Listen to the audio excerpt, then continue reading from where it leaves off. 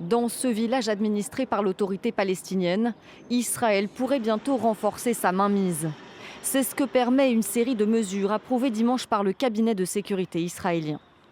L'objectif de ce texte, modifier fondamentalement la réalité juridique et civile en Cisjordanie, territoire palestinien occupé depuis 1967.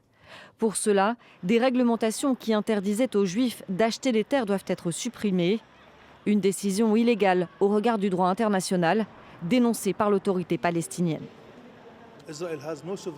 Israël n'a aucune souveraineté sur le territoire palestinien. Par conséquent, toutes ces décisions sont nulles et non avenues. Nous appelons donc la communauté internationale, et notamment le président des États-Unis, Donald Trump, à imposer des sanctions à Israël et à mettre un terme à ses agissements dans le territoire palestinien occupé, en particulier à l'annexion. Avec ce texte, certains sites religieux situés dans des zones placées sous le contrôle de l'autorité palestinienne pourront aussi désormais être administrés par Israël. Des mesures saluées par le sulfureux ministre d'extrême droite, Bezalel Smotrich, lui-même colon et partisan d'une annexion de la Cisjordanie. Nous approfondissons nos racines dans toutes les régions de la terre d'Israël et enterrons l'idée d'un État palestinien. De l'Arabie saoudite à l'Union européenne, plusieurs pays ont condamné ce lundi ces mesures prises par Israël.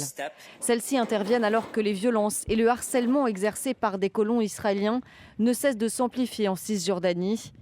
Résultat, près de 700 Palestiniens ont été contraints de quitter leur domicile le mois dernier, selon l'Agence humanitaire des Nations Unies. Un niveau inédit depuis le début de la guerre à Gaza, en octobre 2023.